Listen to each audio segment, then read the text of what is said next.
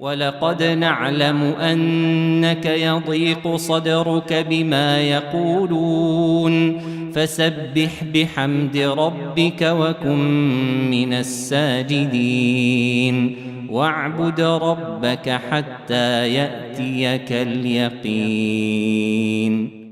Tu penses beaucoup à quelque chose qui t'empêche de te reposer? Des gens te critiquent, ou tu crains l'injustice de quelqu'un qui habite juste à côté. Tes enfants, ta famille, ton travail, toutes ces charges que tu as te semblent impossibles à surmonter et tu es toujours en colère ou en dépression, tellement ta vie est compliquée. Allah sait bien que dans notre vie qui est remplie d'épreuves, nous serons affligés sans solution à notre portée et en étant totalement désespérés. Allah nous a donné le remède contre cela, alors ne manque rien de cette vidéo courte qui t'aidera peut-être dans cette vie d'ici-bas.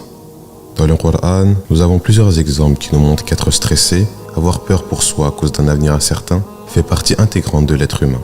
Allah subhanahu wa ta'ala dit au prophète alayhi salatu wassalam dans la sourate Al-Hijr, et nous savons certes que ta poitrine se serre à cause de ce qu'ils disent. Et dans la sourate Al-Kahf, tu vas peut-être te consumer de chagrin parce qu'ils se détournent de toi et ne croient pas en ce discours.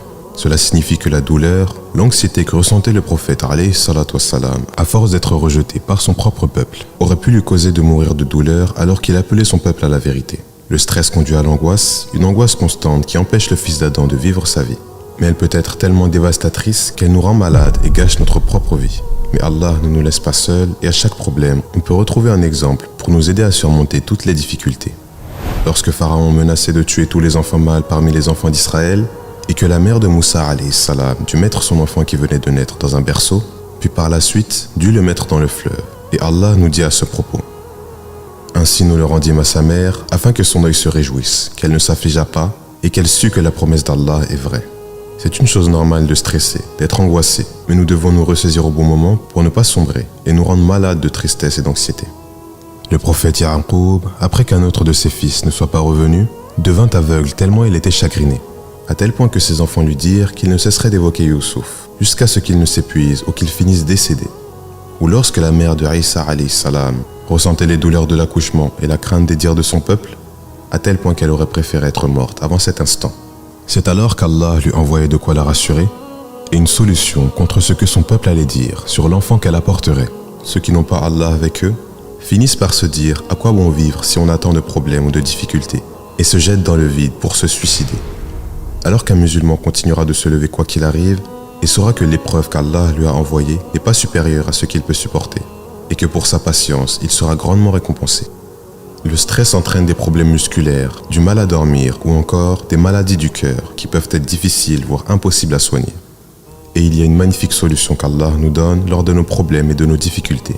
Lorsque Moussa et Haroun alayhim salam ont dû aller voir Pharaon, qui aurait pu les tuer pour le fait qu'il venait dire au peuple d'arrêter de l'adorer, Allah subhanahu wa ta'ala les rassura et leur dit quelque chose à ne jamais oublier.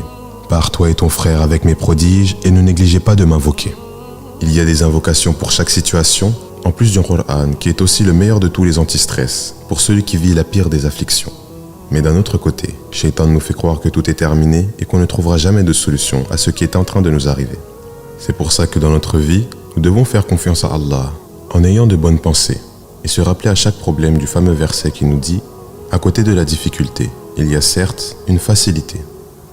أفمن شرح الله صدره للإسلام فهو على نور من ربه فويل للقاسية قلوبهم من ذكر الله أولئك في ضلال مبين. الله نزل أحسن الحديث كتابا